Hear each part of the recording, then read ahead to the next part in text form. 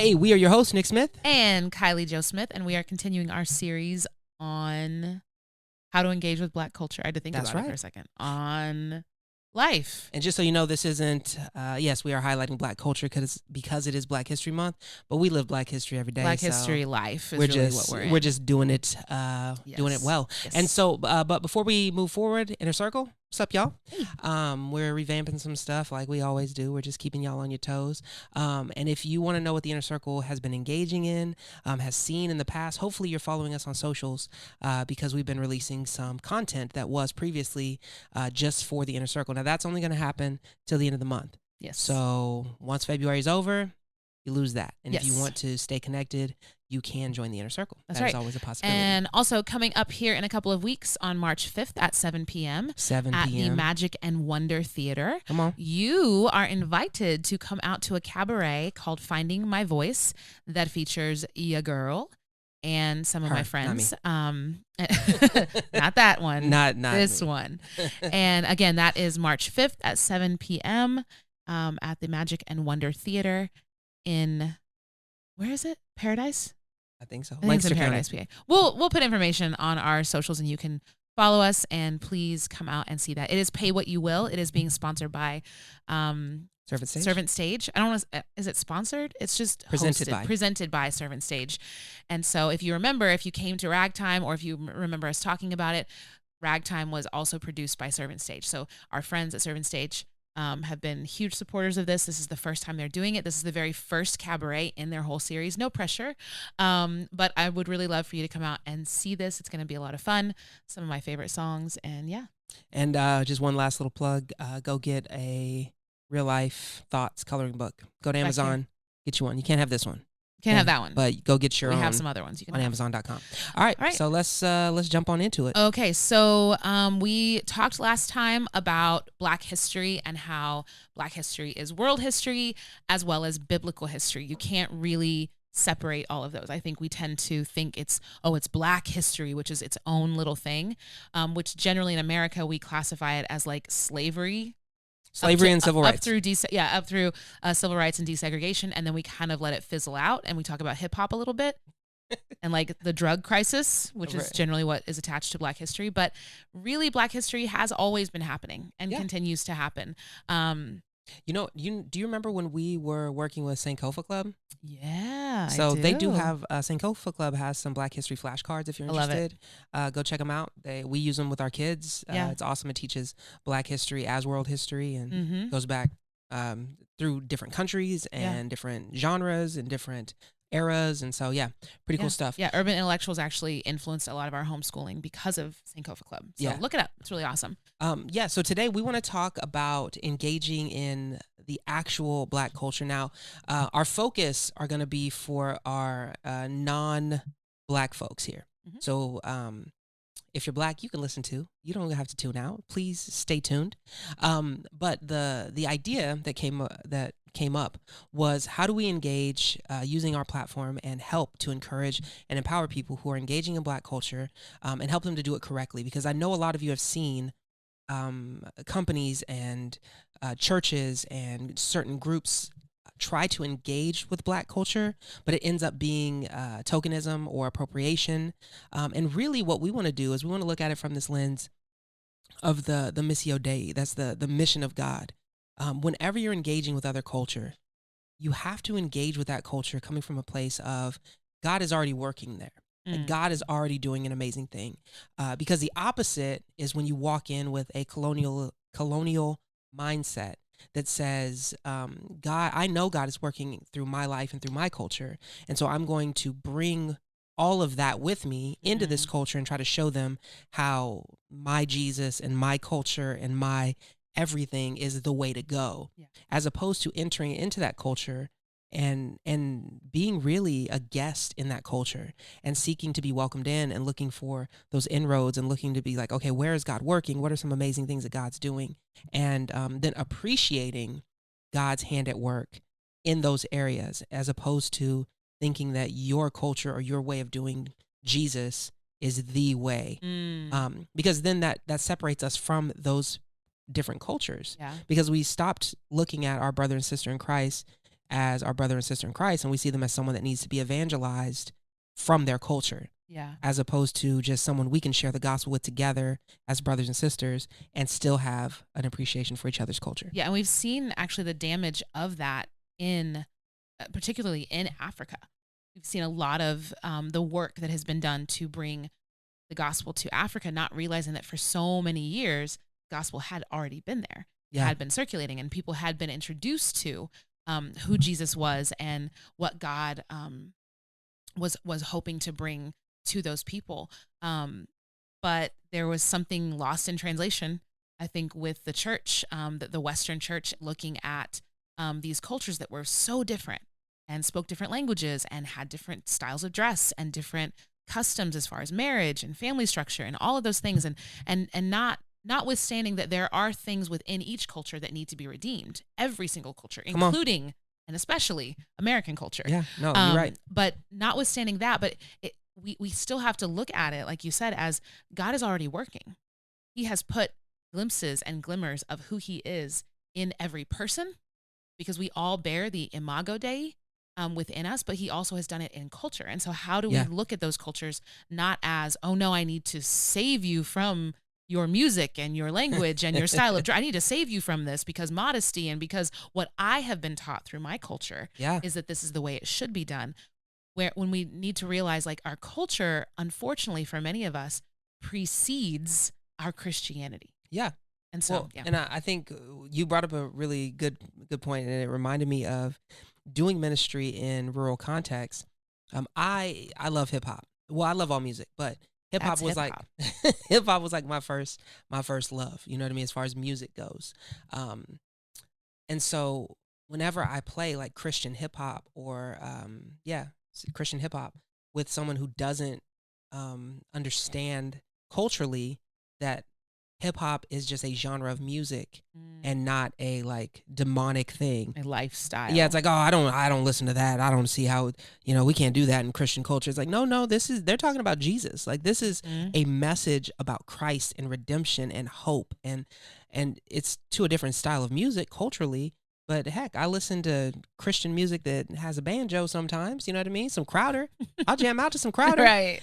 And I don't just dismiss it like, oh, that's just, their culture music. It's like, no, they're talking about Jesus. And so when you said that idea of like trying to divorce people from their culture, yes, our culture does precede our faith, because we're raised and we're reared. A lot of us, they go hand in hand. You may have been raised in a Christian home, yet your ethnic identity, your ethnic culture is still going to flavor that Christianity. It's going to give you a little sauce, you know what I mean? A little sauce on your Christianity. All right. So one thing we're going to really, really go into with this episode, along with all of that, and I think that was a great way to set this up with the Missio Dei. Thank you. Is what is tokenism? What is cultural appropriation? Are they bad? How are they bad? How do we not do them?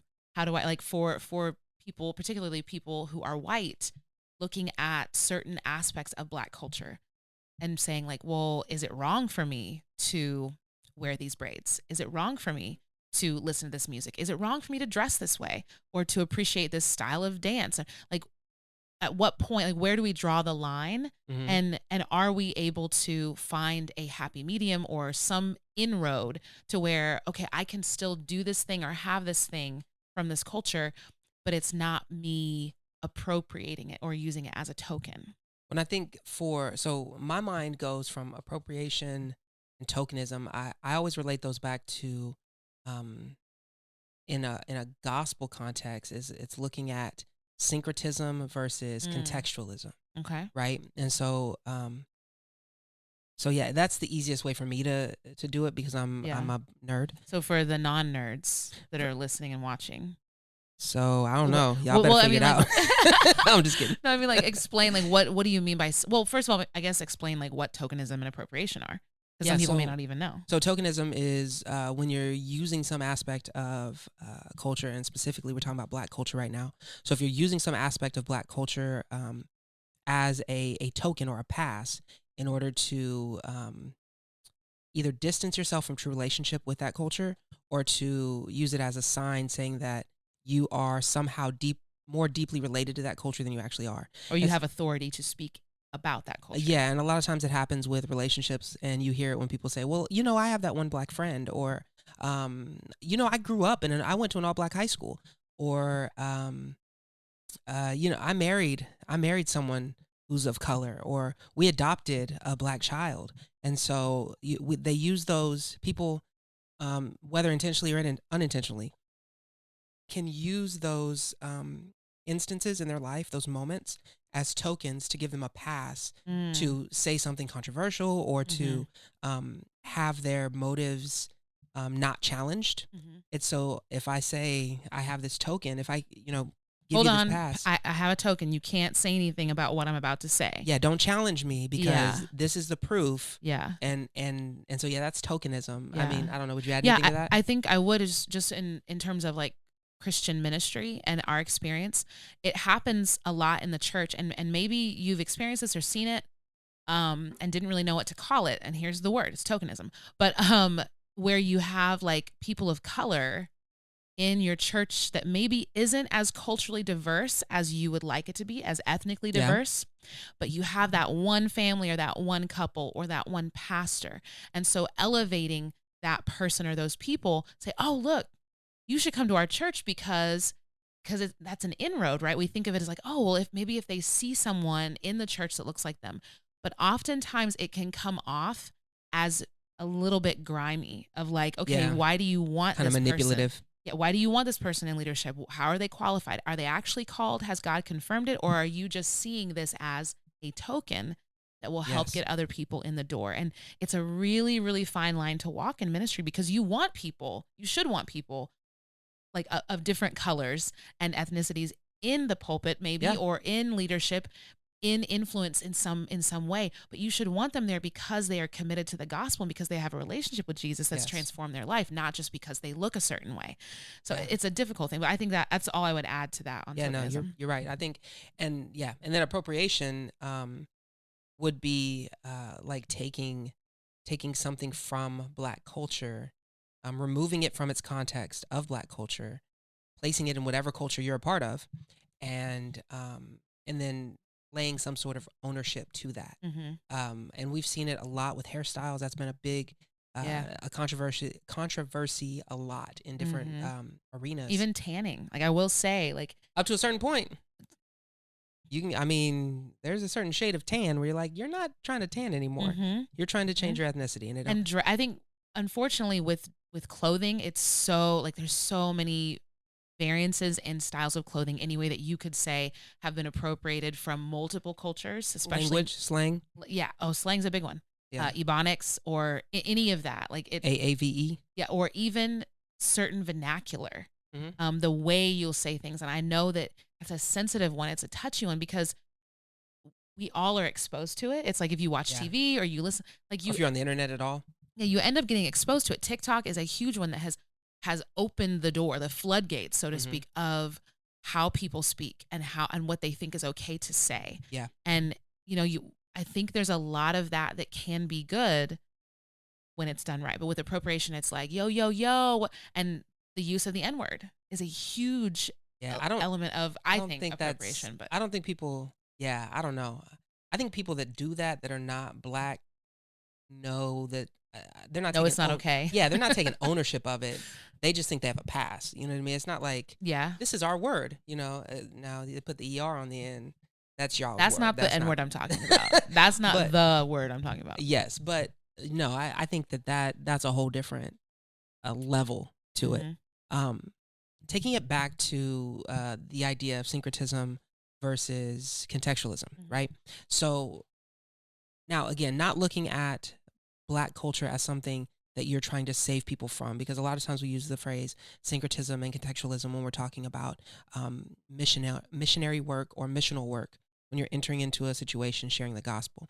So I'm not entering this saying you have to share the gospel with Black people because they don't know it, but I'm using it as an analogy. So syncretism is when you take something from from Christianity, and you apply it to a pagan practice normally. Mm. So if you think of like Santeria or anything really, if you look at any Christian rite, and you're like, oh, I'm going to take this and I'm going to use it kind of like a charm, or I'm going to use this prayer or this cross, this amulet, this is going to protect me from demons. It's like, that's not really what that's about. It's taking an aspect of the culture, of Christian culture, and applying it to something that's not Christian culture and calling it Christian culture, right?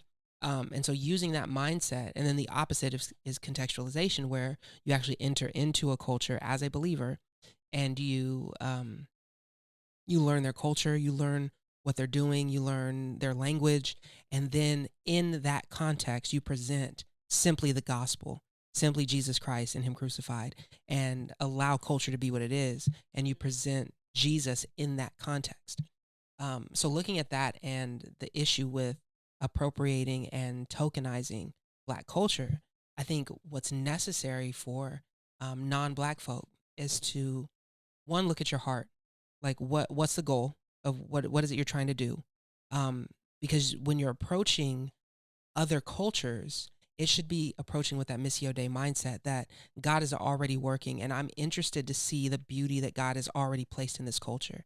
I want to know this person. I want to know, like, I don't want them to have to shift anything to meet me where I am. I want to meet them where they are, and I want to learn about them and learn about their culture. And that requires immersing yourself, not just picking one person from a culture, taking them out to lunch and being like, oh yeah, I know all about you. It's like, no, a Black friend. let's do all the things. We hang out. No, it's like, go to their area of town and eat food in their area of town, and meet their family and friends and friend group, and be the other for a while, and truly experience as a visitor to that culture, not as someone who has any authority, not as someone who has any right to say what is good and what is bad, but simply as a guest, and enter into that with humility and look around and just appreciate what's happening.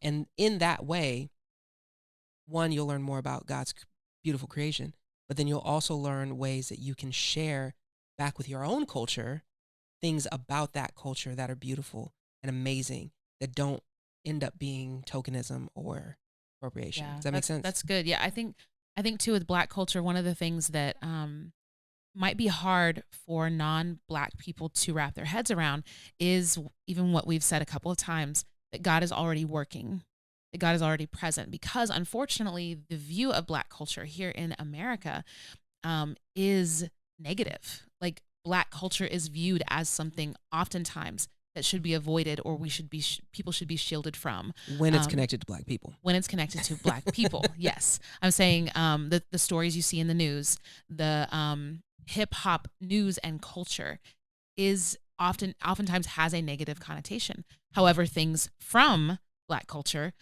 divorced from the image of the Black person, specifically the Black male, oftentimes it's like, oh yeah, I can get behind that. But the culture itself is like, oh, like you have to give yourself that freedom to be uncomfortable in learning about another culture, and not just the history. This is the thing. When people say, I want to engage with Black culture, I want to know more about it, they mean, I want to learn more about slavery and how it affected you and how you feel about it today. Yeah. We all know how most Black people feel about slavery. We get it. It was bad. It shouldn't have happened. It's whatever. Well, it's not whatever. We're not dismissing it. That's what, like, that conversation is yes. like, yes, we know how that's going to go. Yeah. Well, and even with racism, it's not just let me hear all of the bad things that you've been through as a Black person and why being Black is so terrible. Yeah. It's not just that poor Black child. Yeah. It's, okay, so tell me about what is his music, or what kind of food does your family eat? Like, when you're thinking about like home cooked, delicious food, challenge your preconception about what this Black person's experience is by engaging with them in their culture, not just saying, I want to tell me more about this aspect. Like, we need to, as you said, engage from relationship. I want to get to know you. I want to know you as a person, and not in a way that I got to save you. I got to really teach you about the real Jesus, because you don't really know about him from your culture. No, like, we both, whether it's somebody who knows Jesus or not, we both have this sacred image that we bear. Yeah. And so as sacred image bearers, let's talk about who we are as people. Mm-hmm. And I think it's important, like looking at from a Christian mindset, the example of Paul. One of the things he talked about was like becoming a Jew to the Jews, and like in those seasons of life, how he had to sacrifice his preference and how he wanted to do things and what he how he felt in those situations in order to win people over for the gospel. Now, of course, the difference is we're not just approaching like, I need to win you over from your culture. Mm-hmm. But he didn't approach it that way. He did it in a way that was allowing himself to be uncomfortable, or allowing himself to sacrifice those preferences and even a little bit of his culture in that moment so that he could engage with people. And I think that's really important for us to acknowledge, okay, I'm not saying like you need to go in and start trying to act or posture yourself like you think Black people want you to, but to say like, hey, like I'm here and I'm ready to like teach me something. And having that teachable spirit is what can often make the difference between you being welcomed in and accepted and you being treated as like, yeah, they're cool, but it seems like they kind of like treat me a little bit weird. Like I'm a token, or I don't know, it's just a little weird. Yeah, I think that having a teachable heart and a teachable spirit and really entering into those spaces with the humility, like I just go back to that. Excuse me, sorry. I think that's necessary whenever you're engaging with anyone that looks different, because hubris and pride is a quick way to get yourself put on the outside of that culture. And I made fun of. Or didn't hear you in the microphone. Oh, sorry, or be made fun of in the culture. Sorry. That's because I didn't want it to be heard. No. Yes. No, I mean that you're 100% correct, and I think you'll be surprised if you enter with humility and you seek to know a person, how warmly you'll be welcomed into a culture, because people want to share that part of their life with you. People want to expose others to the truth of their culture, and not just the caricature that's painted on whatever TV screen you're looking at. They want to welcome people in when it's done from a place of relationship and not from a place of colonialism, or not from a place of tokenism or whatever. And I think as we, and this is kind of where I want to land, as we're looking at what God has already done, right? Because God's not gonna like, we're not preaching a new gospel, we're not preaching a social gospel. We're preaching what God has already done throughout history and throughout. We can see it in the New Testament when Paul is at odds with the Judaizers, right? When you can read this in the book of Acts, where Paul goes out and he makes all these proselytes. He makes all these believers. He just like exposes people to the gospel, and they're living their life. And then the people who were Jewish by culture see that. They're like, wait a second, no, these people are heathens. Like, you need to teach them the Torah, and they need to be circumcised, and they need to go through all this stuff. They had to have a whole council about that. And the core of that was, does your culture make you Christian? Like, that was the core of it. And what the Holy Spirit revealed to the leaders of the church was, no, God can show up in any culture, and your culture doesn't make or break your faith. It's, are you following Jesus within that culture? And so that's kind of where I want to land is that don't be afraid of diversity in a way of like, oh man, we're doing this, they just think I'm a social justice warrior, or I'm living in this woke culture. It's not about that. It's about representing Christ with authenticity and with his historical accuracy of what he's already been doing throughout all of history. And I think where I want to land, I liked where you landed. I'm going to come in like right next to where you landed. It's like there's like two runways. But I think looking to Jesus, the author and perfecter of our faith, he had this way of engaging with people. Yeah. Like you had mentioned earlier, where they were already. He definitely had those moments where it's like, hey, come and see, like, come on. But even in that, he invited them from where they were to come follow him. He didn't say, hey, clean yourself up first and then get in the boat, then jump in the net. And I love that example of his relational ministry. And I love, my favorite gospel, I think, is probably the Gospel of Luke, where we see so many examples of that humanity of Jesus, Yeah. like stepping in, and even who Jesus was incarnate, God coming to us, being willing to, now he's God. So like, yes, he has a supremacy above all else to enter in and to say, okay, he condescended, right? He came down to us.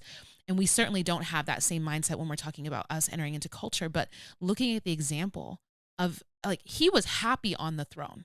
God was like, I'm God. Like, I'm here. I'm dwelling in. Don't need nothing. I don't need my best you. life. But yet he chose to come to us, to be with us, and chooses to dwell within us. And I think when it comes to looking at other cultures, and specifically Black culture, yes, but any culture, like what people groups do you think about? Like, yeah, I could do without it. Like, I don't really need that in my life. Like, I'm good. Like, I don't, that music, like when you hear somebody driving next to you and you hear it bumping, you're like, oh my gosh, seriously? I'm going to challenge you and say, like, maybe you need to engage with that culture just a little bit more. Come on. Because you will have a compassion and understanding. And you may even find you have an actual liking to some of the things and the people in that culture. And I think it just takes stepping outside of that comfort zone for just a moment, setting yourself aside long enough to serve others and to be in relationship with them. And so that, I think, is a good place for us with Black culture. Like, go engage, be uncomfortable. Do it. And if anybody has any questions, you tell them we sent you. Like NixMyth Podcast said, I'm just kidding. Don't put my name in that. Do not use us as a token. Caveat. Do not use this podcast as a token. We love you, but no, don't do that. Don't do that. You don't know. All right. Well, this has been the NixMyth Podcast. We hope this episode has connected you to living truth. Be blessed.